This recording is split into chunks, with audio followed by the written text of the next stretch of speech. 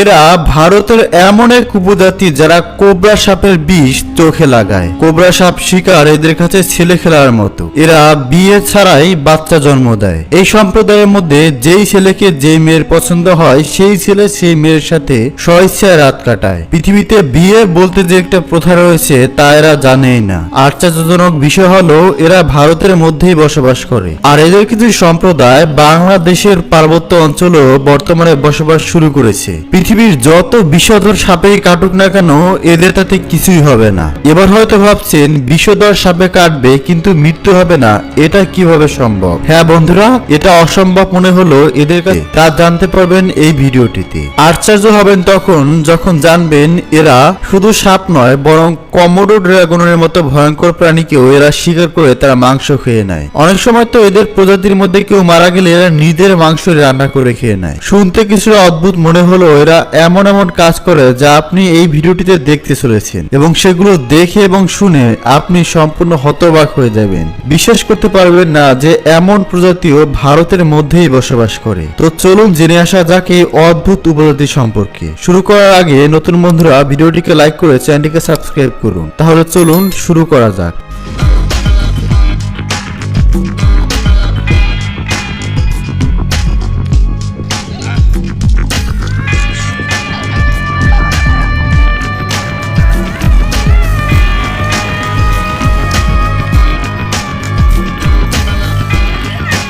সহজ করে যদি বলি, এদেরকে ভারতীয় ভাষায় বলা হয় বেদে। উত্তর ভারতের রাজস্থানে এদের বসবাস। ভারতের রাজস্থানের জয়পুর শহরটা বেশ চমৎকার। এখানকার বেশিরভাগ বিল্ডিং কমলা রঙের, যদিও এই শহরের মানুষ এই রংটিকে গোলাপি বলে। আর এই রাজস্থানের পুষ্কার নামক জায়গাতেই এই বেদে সম্প্রদায় বসবাস করে। অবাক করা বিষয় হলো এদেরকে কোবরা উপজাতিও বলা হয়। রাজস্থান থেকে পুষ্কারে পৌঁছাতে 2 ঘন্টা সময় লাগে। এটিই হলো পৃথিবীর মধ্যে বেদে সম্প্রদায়ের সব থেকে বড় বাসভূমি। তারা বিভিন্ন রকমের অদ্ভুত পোশাক পরে এবং তাদের নিজস্ব নাচও রয়েছে। এই মেয়েটি রাজস্থানের সব থেকে বিখ্যাত বেদের মেয়ে। বিখ্যাত হওয়ার কারণ তার চোখের রং। সারা পৃথিবী থেকে ফটোগ্রাফার আসে শুধুমাত্র তার চোখের ছবি তুলতে, কারণ তার চোখ অসাধারণ এবং অনেক সুন্দর। কেউ কেউ তাকে এই মরুভূমির রানী বলে।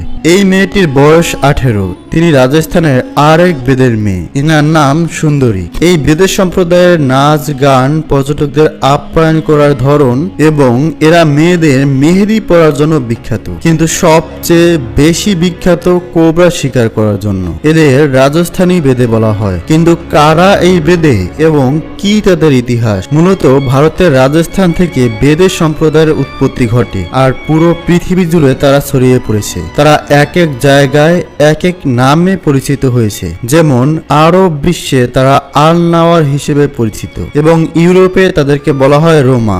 বাংলাদেশেও এরা বেদে নামেই পরিচিত। এরা দল বেঁধে থাকে আর ঘুরে বেড়ায়। তাদের নিজস্ব প্রথা আর সংস্কৃতি তাদের জীবনধারাকে অন্যদের থেকে আলাদা করেছে।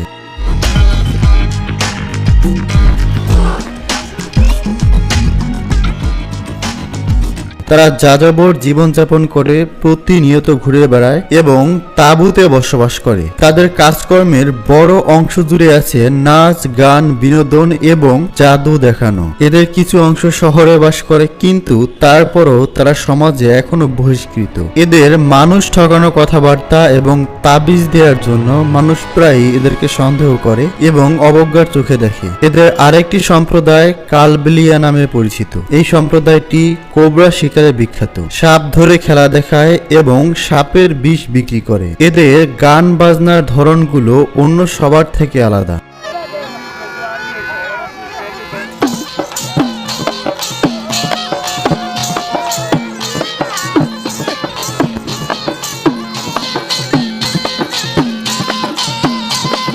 রাজস্থানের বেশিরভাগ এলাকা মরুভূমি, তবে এখানকার মরুভূমি মাসালা চা অনেক জনপ্রিয়। এই সম্প্রদায়টি বেশিরভাগ সময় নাচ গান করে অর্থ উপার্জন করে, তাই এদেরকে এখানকার মানুষ সম্মানের চোখেই দেখে, কারণ তারা কোনো ছলচাতুরি বা ভিক্ষা করে না, কষ্ট করেই টাকা উপার্জন করে। এরা এদের পুরো জীবনটা এই মরুভূমির মধ্যেই কাটিয়ে দেয়। সারা বছর এখানে অনেক পর্যটক আসে, তারা উঠে চড়ে ঘুরে বেড়ায় এবং এদের নাচ গান উপভোগ করে। এদের শুধু কোবরা সাপ ধরে খেলা দেখায় বা সেই সাপের বিষ বিক্রি করে তাই নয়, এই সাপের বিষ সুরমার মতো চোখে লাগায়। তাদের ধারণা এই বিষ চোখে আয়ুর্বেদিকের মতো কাজ করে। এটি এদের কাছে ঐতিহ্যবাহী ঔষধ।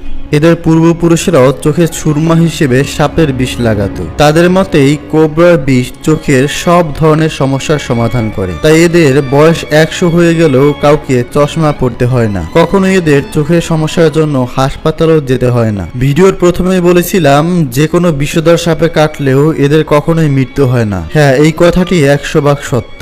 আসলে এদের পূর্বপুরুষরা অনেক আগে থেকেই সাপ নিয়ে খেলা করতে করতে এদের শরীরের মধ্যে সাপের বিষের অ্যান্টিডোট তৈরি হয়ে গিয়েছে। যেমনটা আমাদের পরিচিত একটি প্রাণী বেজির সাথে ঘটতে দেখি। বেজিও বংশ পরস্পর সাপের সাথে লড়াই করতে করতে এদের শরীরের মধ্যে সাপের বিষের অ্যান্টিডোট তৈরি হয়ে গিয়েছে। অনুরূপভাবে এই বেদে সম্প্রদায়েরও একটা সময় সাপের বিষে মৃত্যু ঘটত, কিন্তু শত বছরের বংশ পরস্পরায় এরা সাপ নিয়ে খেলা করতে করতে সাপের বিষের অ্যান্টিডোট এদের শরীরে তৈরি হয়ে যায়। আর এই প্রক্রিয়াকে বিজ্ঞানের ভাষায় বলা হয় ইভলিউশন।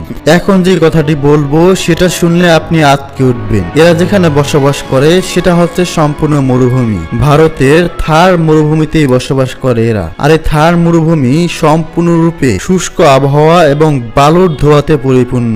এখানে বাস করা মোটেও সহজ নয়। এখানে এতটাই গরম হয়ে পড়ে যে গরমে পাপড় ভাজা যায়। কাঠের সাথে কাঠ ঘষা দিলেই আগুন ধরে যায়। এখানে পানির অভাবের বিশাল একটি সমস্যা রয়েছে। এই মরুভূমিতে লুনি নদী নামের শুধুমাত্র একটি নদী আছে। গুগল ম্যাপে এই নদী নীল দেখালেও বাস্তবে এটি মরুভূমি। এখানকার পানিও বিশুদ্ধ নয়। পানিতে প্রচুর পরিমাণে ক্লোরাইড পাওয়া যায়, যা এখানকার মানুষের চোখে জ্বালা পোড়া এবং শরীরের প্রতিটি জয়েন্টে ব্যথার মতো সমস্যা তৈরি করে। তারপরেও এই মরুভূমিটি বিশ্বের সবচেয়ে জনবহুল মরুভূমি। বলা যায় পৃথিবীর সব থেকে ভিড়ওয়ালা মরুভূমি। এখানে প্রায় 2 কোটি মানুষ বসবাস করে। এখানে নারীদের কষ্টই সব থেকে বেশি মনে হয়, কারণ তারা দিনে 10 থেকে 20 বার কলসিতে করে পানি সংগ্রহ করে। কিন্তু এখানকার মানুষের মন অনেক বড়, কারণ বিভিন্ন জায়গা থেকে ছোট ছোট ট্যাঙ্কে করে ঠান্ডা পানির ব্যবস্থা করে দেওয়া আছে। এখানে আসলে পানির জন্য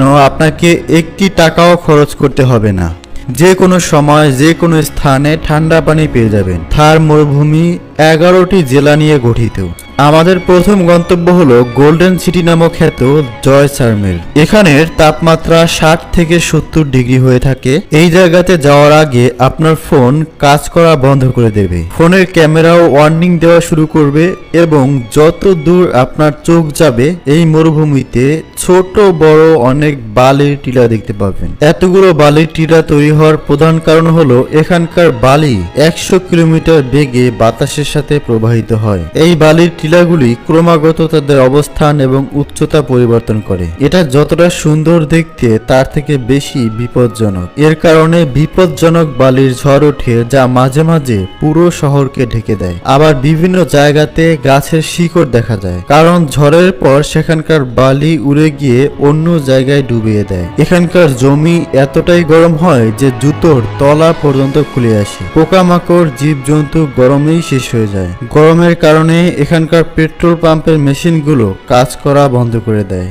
বারবার সেগুলোকে পানি ঢেলে ঠান্ডা করতে হয়। থার মরুভূমির আরেকটি অংশ যোধপুর। পুরো বিশ্বের সব থেকে বড় সোলার প্লান্ট এখানে নির্মাণ করা হয়েছে। এর নাম ভাদলা সোলার প্লান্ট। 1000টি ক্রিকেট স্টেডিয়ামের সমান এই পাওয়ার প্লান্ট। এখানে প্রতিদিন 2000 মেগাওয়াট বিদ্যুৎ উৎপাদন হয়, যা পুরো উত্তরাখণ্ডকে বিদ্যুৎ সরবরাহ করতে পারে। বায়ু শক্তিকে কাজে লাগিয়েও বিদ্যুৎ উৎপাদন করা হয়। সহজভাবে বলতে গেলে এই মরুভূমি ইন্ডিয়ার কোটি কোটি ঘরে বিদ্যুৎ সরবরাহ করে। এখানকার তাপমাত্রা 74 ডিগ্রি পর্যন্ত উঠে যায়। এই তাপমাত্রা জুতার তলা খোলার জন্য যথেষ্ট।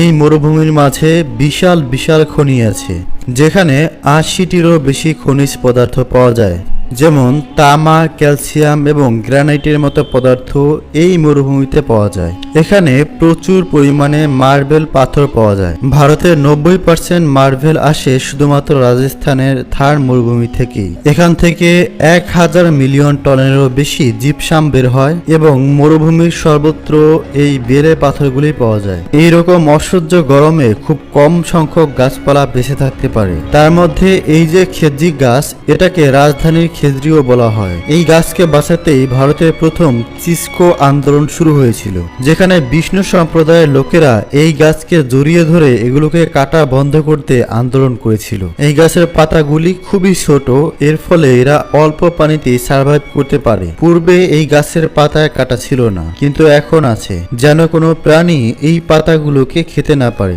মানুষ যেভাবে প্রতিনিয়ত তাদের জীবনযাপনকে পরিবর্তন করে, ঠিক একইভাবে বেঁচে থাকার জন্য এই গাছগুলো নিজেদেরকে ডেভেলপ করেছে। কিছু শক্তিশালী প্রাণীরাও এই মরুভূমিকে নিজের বাসস্থান বানিয়ে বেঁচে আছে। তার মধ্যে একটি হলো উট। এদেরকে মরুভূমির জাহাজও বলা হয়। ভারতের মধ্যে সবথেকে বেশি উট এই রাজস্থানে পাওয়া যায়। তবে সবচেয়ে ইন্টারেস্টিং ব্যাপার হলো ভারতের সবথেকে বেশি সংখ্যক ছাগল এবং ভেড়া এখানেই পাওয়া যায়। এই থার মরুভূমির স্পেশাল প্রাণীদের মধ্যে রয়েছে গ্রেট ইন্ডিয়ান ব্যাস্টার্ড এবং চিঙ্গার। এমনকি এই তীব্র গরমে 140 প্রজাতির পাখিও এখানে দেখতে পাওয়া যায়। আর ইঁদুরের জন্য একটি আস্ত মন্দির আছে এখানে, যেখানে ইঁদুরগুলোকে খাওয়ানো হয় এবং রক্ষণাবেক্ষণ করা হয়। এখানকার প্রায় প্রতিটি বাড়িতে গরু এবং মহিষ পালন করা হয় দুধের চাহিদা মেটানোর জন্য। এরা গাধাও পালন করে থাকে মরুভূমিতে জিনিসপত্র বহন করার জন্য। এই প্রাণীগুলো এখানে কেবল টিকেই থাকে না, সাথে এখানকার মানুষের জীবনকেও সহজ করে তোলে। মরুভূমির এই গর্তগুলোতে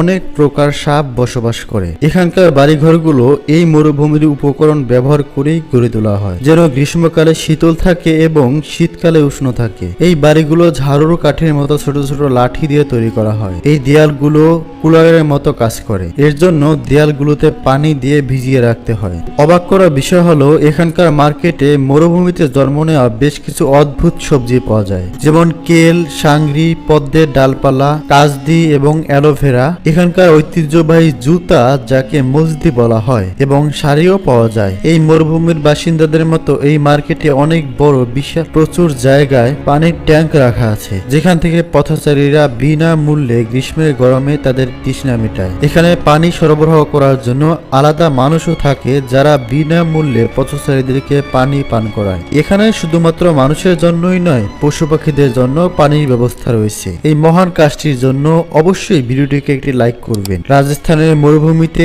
সব থেকে বেশি সমস্যা পানির, কিন্তু এখানকার মানুষেরা মানুষদেরকে পানি খাওয়াতে একটু দ্বিধাবোধ করে না। এদের পানির উৎস মরুভূমিতে বানানো বিশাল বিশাল পানির ট্যাঙ্ক। এগুলোকে এখানকার জনগণের